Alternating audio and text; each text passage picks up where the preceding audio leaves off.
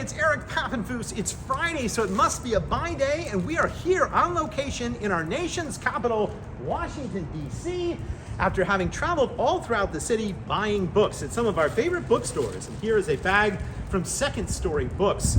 Today we're going to do an unbagging instead of an unboxing because we needed to use bags to carry them on our multi-mile walk.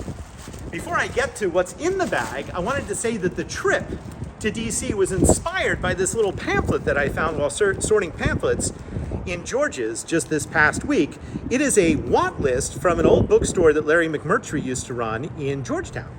And if you don't know Midtown Scholar lore, you're probably unaware that back about a decade ago, Larry McMurtry retired from the book business and he sold all the contents in what he called the last book sale. And we went to Archer City, Texas as a bookstore, and we were the large buyers at his sale. And then we drove them all the way back to Harrisburg and Penske. It was a wonderful, wonderful moment.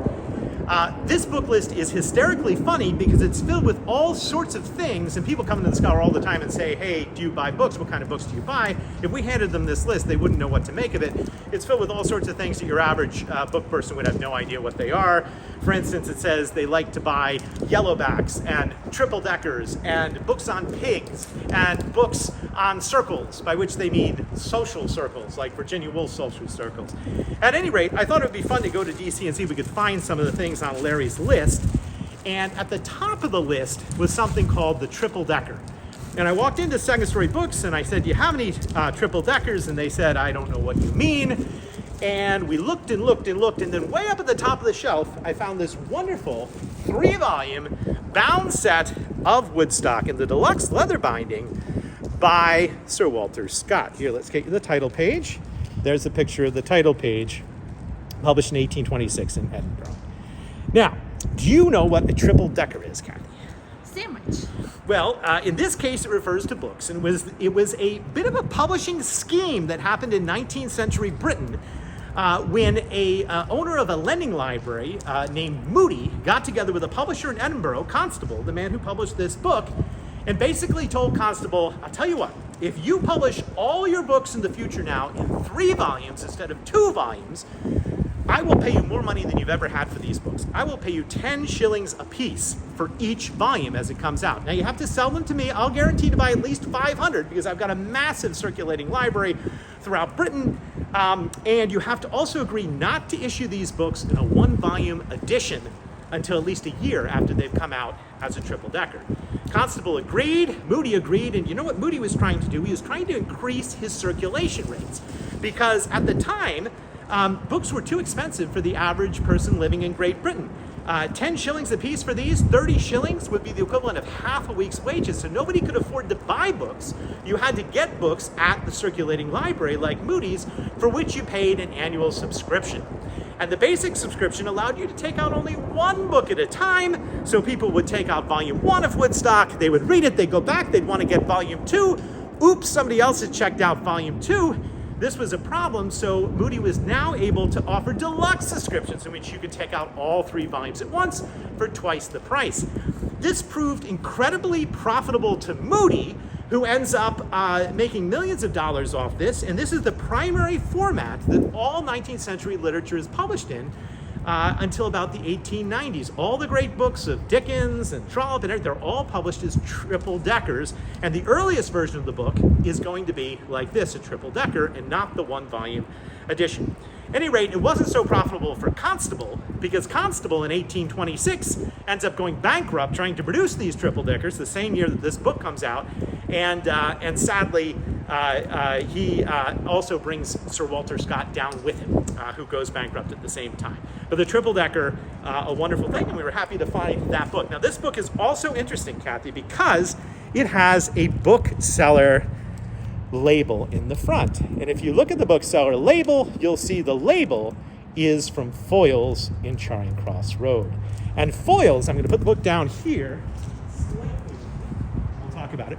Foyles was the biggest used bookstore in the world in the 20th century, and it started the whole romanticization of the book trade in Charing Cross Road. I'll give you 3 interesting facts about Foyles. Number 1, they used to sell books by weight. which is a very strange thing. Today, we do the opposite. We will, if you take large stacks, we'll give you a discount. In the old days, they used to sell them by weight.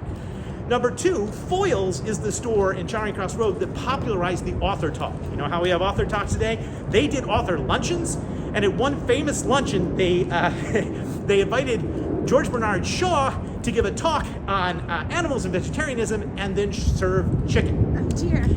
And then also another fascinating tale with Foyles, which is absolutely true, which is on the eve of World War II, they got wind that Hitler was burning books, and they wrote Hitler and they said, look, if you're going to burn them, we'll buy all of the books and stock them at Foyles. And he wrote them back and said, no thanks. And then when the Blitz came in 1941, a bomb landed right outside the door of Foyles. But Foyles is still there today. It's not in private ownership, but it's still in Charing Cross Road in London. Pretty cool story. So that is called a bookseller label.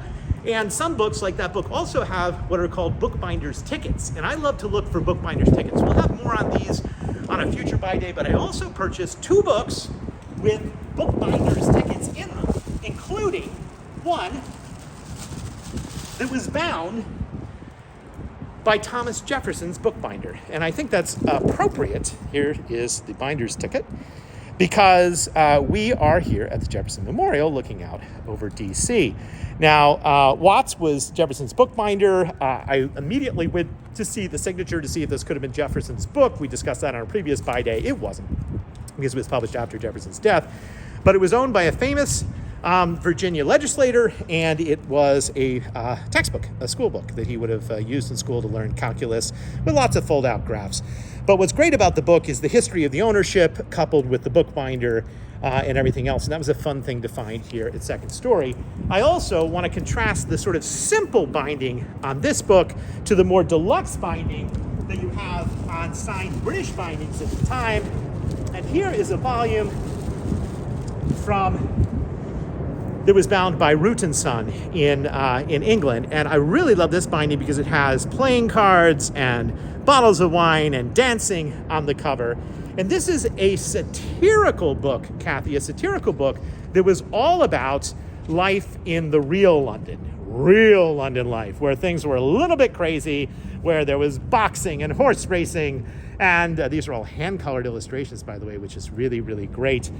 Here's a cast of characters in the beginning that you're going to read about in this book. It looks like it's out of a Gilbert and Sullivan play, doesn't it? All the judges and the clowns and everything else. So, real life in London. Here's the binder's ticket. In this book, it's a little stamp at the top edge, Root & Son.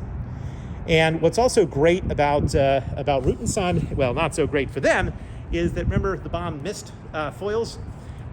It actually hit Root & Son, and it was wiped out of existence as a binder in 1941 after 100 years or so in the book trade. So those are what you would call signed bindings, and we'll have more on them in the future, but we found all those just today right here in DC. All right, we're going to end with a funny book. I needed a funny book, so I popped in my favorite new bookstore in DC, which is Politics and Prose. And right away, I knew what they were buying in political circles in DC. They were buying satire. Now again, satire warning, this book is a satire. You got that, Cathy? Yes. All right. Well, at Politics and Prose, the #1 new funny book is Vladimir Putin, Life Coach. And this is fantastic because it tells you how to not only take control of your life, but how to take control of the lives of all those around you.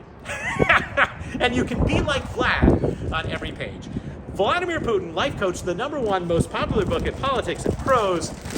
I'll tell you one more story. Larry McMurtry, when he was at Bookbinders, he writes in his memoir, Books, about, he was really frustrated because Congress people never came in and bought any books. He would sell books to everyone, but never anyone from Congress.